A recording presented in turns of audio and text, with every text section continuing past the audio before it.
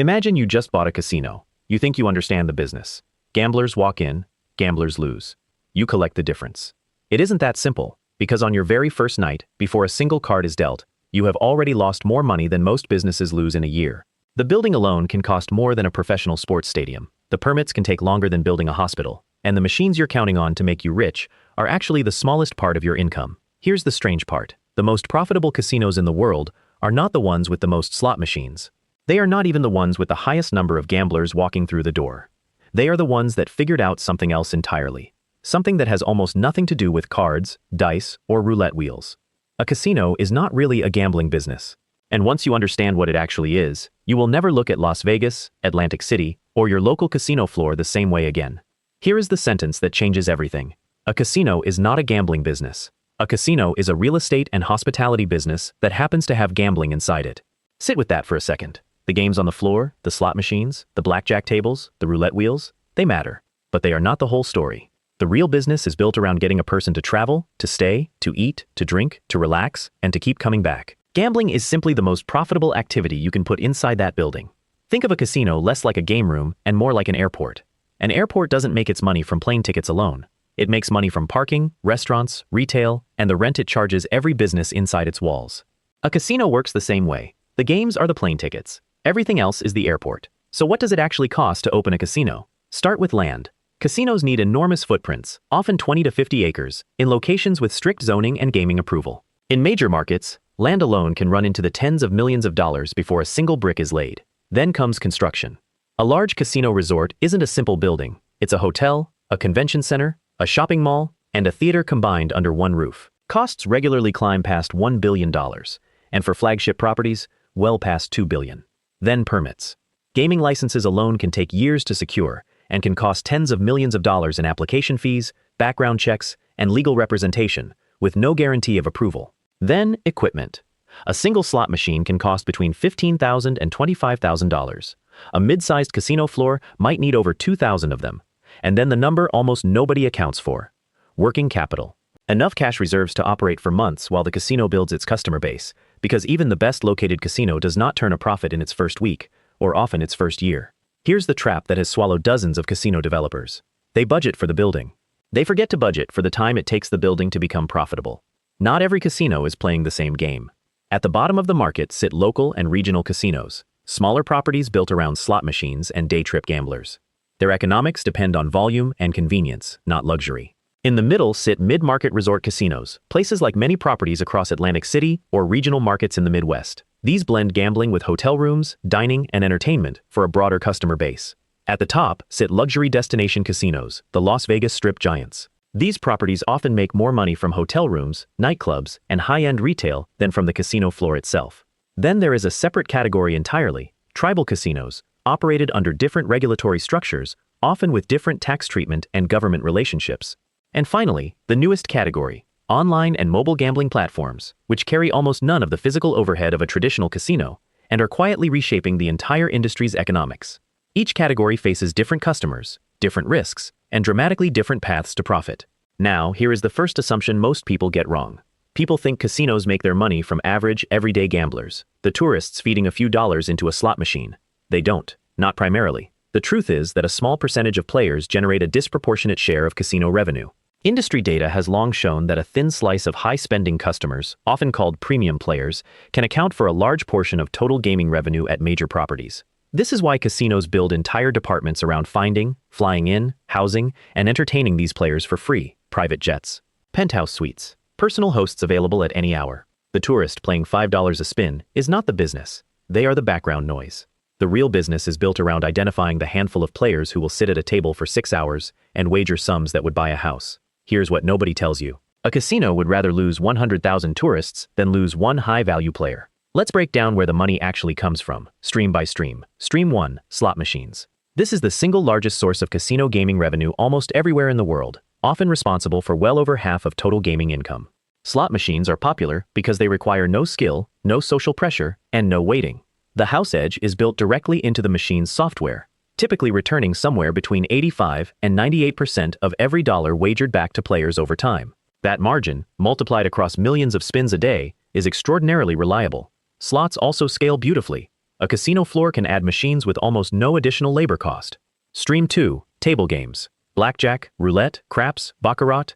These carry a smaller house edge than most slot machines, often between 1 and 5%, but they generate high volume from serious players and create the atmosphere and prestige that draws premium customers in the first place. Table games are labor-intensive, requiring dealers and pit bosses, but they're the stage where the highest value relationships in the building get built. Stream 3. Hotel rooms. On the surface, this looks like simple lodging revenue. In reality, hotel rooms are a customer acquisition tool, frequently discounted or given away to gamblers, because a guest sleeping in the building is minutes away from the casino floor at any hour. Stream 4. Food, beverage, and entertainment. Restaurants, bars, nightclubs, and headline shows. Margins here can be thin or even negative on their own, but their real purpose is retention. Keep the guest inside the building, and eventually, they will gamble. Stream 5. Retail and convention space. Shopping promenades and meeting facilities that turn business travelers and shoppers into potential casino floor visitors. Stream 6, and increasingly the most important, data and loyalty programs. Every card swipe at a slot machine or table feeds into a database that tracks how much a player wagers and how much they're expected to lose over a lifetime. That data decides who gets a free room, who gets a call from a host, and who gets flown in on a private jet next month. There is a seventh stream now reshaping the entire industry. Online and mobile sports betting and iGaming, which many casino companies now operate under the same brand, often at far higher margins than the physical floor, because there is no building, no dealer, and no free buffet to give away. 7 streams, one purpose: keep the guest inside the building for as long as possible. Now let's flip it around, because the costs nobody imagines are often what separate a thriving casino from a bankrupt one. Start with utilities. A casino resort runs 24 hours a day, 7 days a week. Lighting, air conditioning, and climate control across hundreds of thousands of square feet never stop, and utility bills at large resorts can run into tens of millions of dollars a year. Then maintenance, carpets, slot machines, elevators, plumbing, kitchen equipment. A casino that looks worn out loses customers to the competitor down the street, so constant refurbishment isn't optional, it's survival. Then regulatory compliance. Casinos operate under some of the strictest oversight of any industry, and every dollar that moves through the building can be tracked, audited, and reported. Compliance departments, anti-money laundering systems, and constant inspections cost money every single day, whether the casino is busy or empty. Then taxes. Gaming tax rates vary enormously by jurisdiction, but in many markets, casinos hand over a significant share of their gross gaming revenue directly to the state, sometimes exceeding 30 or even 40% before a single other expense is paid. Then insurance and security. Cash-heavy buildings open around the clock, require surveillance covering nearly every square foot, armed security, and premiums that reflect the property's enormous liability. Then financing. Almost no casino is built entirely with cash. Most are financed with enormous amounts of debt, and that debt comes with interest payments that must be made whether the casino is full or empty. And finally, employee turnover. Dealers, housekeeping staff, security, and hospitality workers. Casinos are among the largest employers in their regions, and the cost of constantly hiring and training new staff quietly eats into margins that look enormous on paper but shrink fast in reality. This is the part amateurs never see coming. The casino floor can be packed every single night, and the company can still lose money because of what is happening behind the scenes. Here is the biggest surprise in the entire industry. The busiest casino is not always the most profitable casino. A casino floor packed with tourists playing $5 and $10 slot spins can look impressive, but it can actually generate less profit than a quiet, half-empty high-limit room upstairs, where a handful of players are wagering thousands of dollars per hand. Think about it this way. Volume creates the illusion of success, but margin and player value are what actually build wealth. This is why casino executives obsess over a metric most gamblers have never heard of: theoretical win, or THEO for short. It is a calculation of exactly how much a specific player is mathematically expected to lose over time, based on their average bet size, their speed of play, and the house edge of their chosen game. A casino does not care how much noise a customer makes on the floor. It cares about their THEO. The $2 slot player and the $2,000 table player might look like they belong to the same business. They don't. One is the background music. The other is the melody. None of this works without human psychology. Casinos are, at their core, buildings engineered around how the human brain responds to risk and reward. Take loss aversion. Losing money hurts more than winning the same amount feels good. So casino games are built around frequent small wins, near misses, and sounds and lights that celebrate even a modest payout, keeping the experience feeling positive, even as the player's balance quietly declines. Take convenience. No clocks on the walls, no windows to the outside world, and pathways designed so that walking from the entrance to a restaurant means passing dozens of slot machines. Every design choice removes a reason to stop. Take status. High-limit rooms, private elevators, and personal hosts tap directly into identity and belonging, making a wealthy player feel recognized whether they're winning or losing. Take habit and commitment. Loyalty programs reward frequency, not just spending, training the brain to treat a casino visit as a routine, not a special occasion. And take optimism. Every gambler on the floor believes, at least a little, that this next hand or this next spin could be the one that changes everything. That flicker of hope is not an accident. It is the entire foundation the business is built on. Now here's why the building itself looks the way it does. Casino floors are famously maze-like, and that is deliberate. Winding paths and low ceilings over the gaming floor, contrasted with soaring ceilings over restaurants and shows, are designed to disorient a guest just enough that they lose track of time, without ever feeling uncomfortable. Hotel towers are placed above or behind the casino floor, not beside the entrance, so that every guest walking to their room has to cross the gaming area. Buffets and budget-friendly food are placed to draw in cost-conscious players, while fine dining sits near high-limit rooms to keep premium players close to the games that matter most. Locations are chosen with equal precision. Airports, highway exits, and tourist corridors are prioritized because convenience directly drives visit frequency, and visit frequency is worth more over a customer's lifetime than any single visit. And behind all of it, sophisticated software tracks slot machine performance minute by minute, adjusting which games stay on the floor based on exactly how much revenue each square foot of space is generating. Every hallway, every light, and every doorway in a casino exists because someone calculated that it would make more money that way.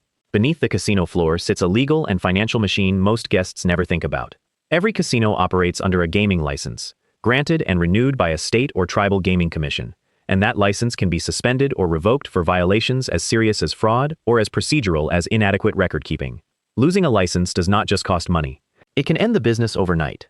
Then there are the contracts. Agreements with hotel management companies, entertainment promoters, food and beverage operators, and sometimes even the slot machine manufacturers themselves, who in many cases lease their machines to the casino and take a percentage of what each one earns, rather than selling them outright. Then there is debt.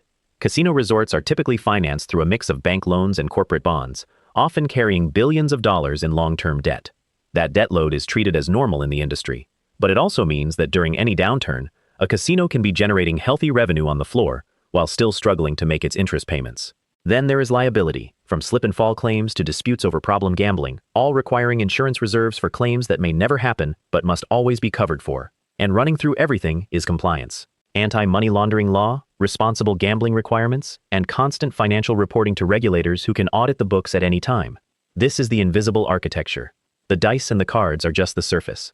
Let's look at what happens when this entire system breaks down, using one of the most dramatic collapses in modern casino history. In April of 2012, a casino resort called Revel opened on the boardwalk in Atlantic City, New Jersey. It was built as a soaring glass hotel tower with nearly 1,400 rooms at a construction cost of roughly $2.4 billion.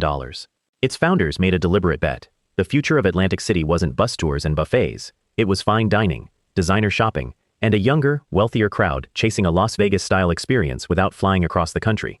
For a moment, it looked like a triumph. The opening drew national headlines, and Atlantic City's political leaders held it up as proof the city could reinvent itself. But underneath the glass and marble sat a hidden problem.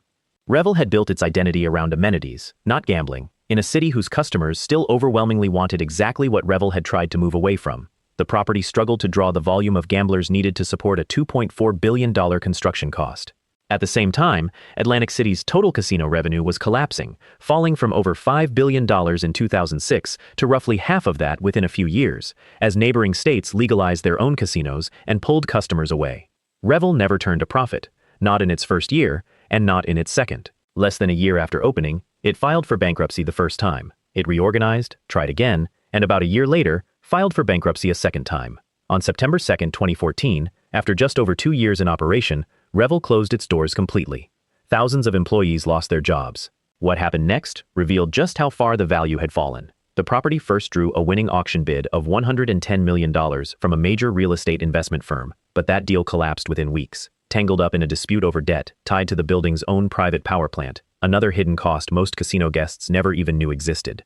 The property was eventually sold for a little over $82 million, a small fraction of the $2.4 billion it cost to build. The lesson is not that luxury fails. The lesson is that a casino's design has to match the psychology and habits of the customers who actually walk through its doors, not the customers its owners wish they had. Revel bet an entire fortune on changing who Atlantic City's gambler was. Atlantic City's gambler did not change fast enough to save it. Revel's collapse was not an isolated failure. It was a symptom of an industry going through a much larger shift. For decades, casinos operated as regional monopolies. If you wanted to gamble on the East Coast, Atlantic City was often your only legal option. That monopoly is gone. State after state has legalized casino gambling, sports betting, and online gaming, multiplying the number of places a customer can choose to spend their money. At the same time, mobile technology changed customer expectations entirely. A gambler no longer has to drive for hours and book a hotel room to place a bet. They can do it from their phone in under a minute. Physical casinos are no longer competing only with each other. They're competing with an app that never closes and never charges for parking. Demographics are shifting too. Younger customers show less interest in traditional slot machines and more interest in skill-based games, esports betting, and social experiences that blend gambling with entertainment. Inflation has driven up construction, labor, and utility costs across the industry, right as competition is driving down what any single property can charge. And government policy keeps moving. Some states have expanded gambling aggressively to capture tax revenue. Others have tightened regulation in response to growing concern about problem gambling. The old formula, build a big building and let people walk in, no longer guarantees success on its own. So how have the companies that survived actually adapted? The biggest shift has been digital integration. Major casino operators now run their own online sports betting and e-gaming platforms, often under the same loyalty program as their physical properties. So a customer betting from their couch on a Tuesday night is still building the same profile that earns them a free hotel room in Las Vegas next month. The second shift has been diversification away from gambling revenue. Modern resort casinos increasingly resemble entertainment complexes, with concert residencies, sports arenas, and celebrity-branded restaurants designed to draw guests who may never sit at a table game. The third shift has been data. Casino loyalty programs now function less like punch cards and more like sophisticated customer databases, predicting which guests are likely to churn and triggering personalized offers before that customer even considers visiting a competitor. And the fourth shift has been consolidation. Smaller, undercapitalized casinos have increasingly been acquired by a handful of large operators with the balance sheets to survive downturns that would sink an independent property. The casinos thriving today are not necessarily the ones with the best gambling floor. They are the ones that stopped thinking of themselves as gambling companies at all. So what does success actually look like? If everything goes right, a casino resort opens in a location with strong, consistent visitor demand, backed by a level of debt the property can comfortably service even in a slow year. Its revenue streams work together instead of competing, cheap hotel rooms and generous comps, pulling players toward the tables and slot machines that generate the real margin. Its loyalty program accurately identifies its most valuable customers, and its hosts build relationships that keep those players coming back for years, not months. Costs stay predictable, and the property continually reinvests in technology and design, rather than letting the building grow tired. Under this scenario, a casino becomes something close to a cash-generating machine, throwing off reliable profit year after year, largely insulated from the ups and downs of any single customer or any single night on the floor. Now flip it. If one thing goes wrong, the damage rarely stays contained to that one thing. Say a new competitor opens 40 minutes away, visitor volume drops, and revenue falls just enough that the casino can no longer comfortably cover its debt payments, the same debt taken on to build the property in the first place. To cover the shortfall, management cuts costs. Maintenance slows down, the building starts to look tired, and a tired building loses customers to a newer, shinier competitor, dropping visitor volume even further. At the same time, the casino's best customers, the small group of high-value players responsible for an outsized share of its profit, are the easiest to lose. A single disappointing experience, one canceled comp, one slow host, can send a premium player to a competitor down the road, taking a significant chunk of annual profit with them. Regulators, sensing financial instability, increase scrutiny. Lenders, sensing risk, tighten terms or refuse to refinance debt as it comes due. Within a few years, a casino that looked unshakable on opening night can find itself exactly where Revel did, filing for bankruptcy, not because gambling stopped being profitable, but because every other piece of the machine broke down around it. Before we close, here's where this is heading.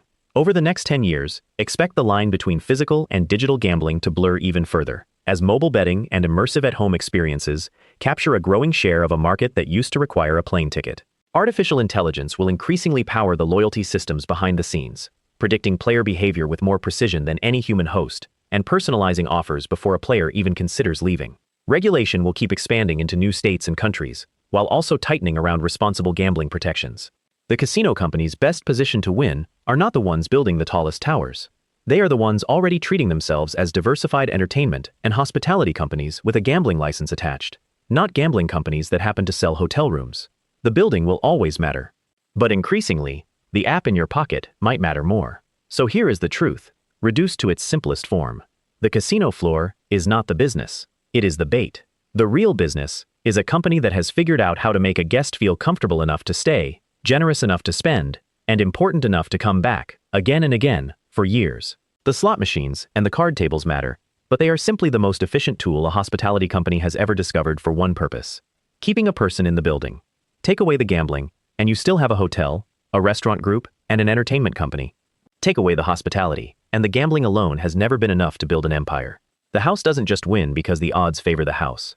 The house wins because it built an entire world designed to make you want to stay in it. Every industry hides an economic system most people never see. Airports aren't just travel hubs. Malls aren't just stores. Casinos aren't just games of chance. If you want to understand how the businesses around you really make their money, subscribe, because we're going inside a new industry next.